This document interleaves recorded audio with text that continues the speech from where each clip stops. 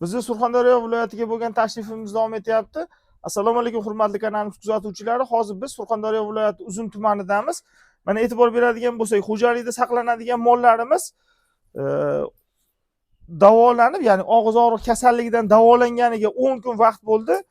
Lekin betlarda masalan to'g'ri lichina yoki bo'lmasa kerakli antibiotiklar miqdori kam bo'lganligi hisobiga davolanish oxirigacha, ya'ni qoniqarli darajada amalga oshirilmagan degan bo'ladi. Sababi og'iz og'riq kasalligidagi og'izdagi belgilar yo'q, ya'ni og'izdagi yaralar, uchuq yaralar tuzalgan.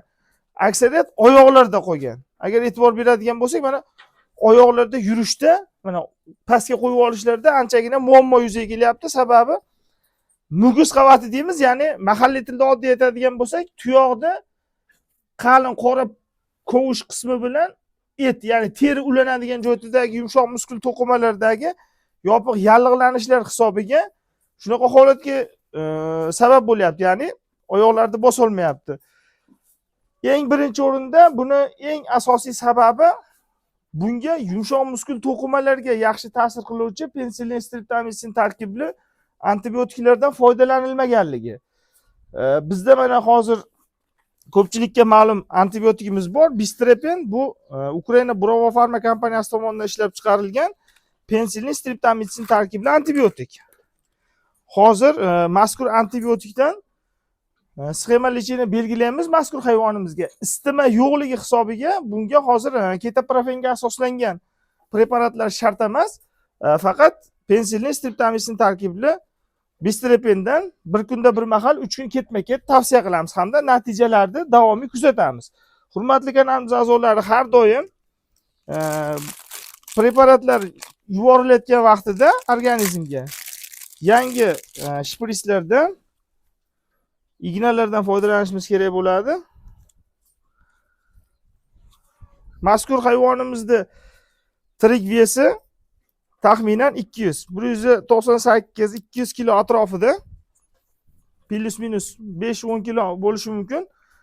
Semizlik darajasi hamda hozirgi kunda kasallikka nisbatan davolanganligini hisobga olgan holatda bunga 20 ga 1 hisobda, ya'ni 10 millilitr bistrepen antibiotikimizdan mushak orqali yuboramiz.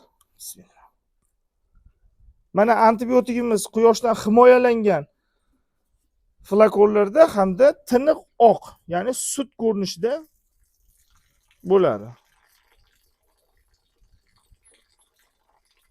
Har doim inyeksiyani qiladigan vaqtimizda buni iloji boricha suvga, bo'lmasa qo'limiz bilan tana haroratiga yaqinlashtirib olishimiz kerak bo'ladi. Sababi organizmga masalan 10 millilitr muskul orasiga ketganda, agar sovuq bo'lsa, ya'ni qish paytlarida abses bo'lib qolishi mumkin. Shuning uchun buni obrobotka qilib artib tayyorgarlikni qilganimizcha bu qo'limizda tana haroratiga yaqinlashadi.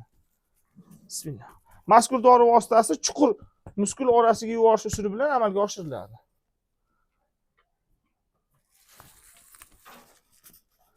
Xuddi mana shu tartibda, ya'ni 10 millilitr bir kunda bir mahal 3 kun ketma-ket davomida qilinsa, xudo xolasa shu yumshoq muskul to'qimadagi yallig'lanishlar ham bartaraf bo'ladi. Hurmatli kanalimiz a'zolari, bizni kuzatishda davom etamiz. Sizga har doim eng yaxshi, eng sifatli sinamiz. Salomat bo'ling.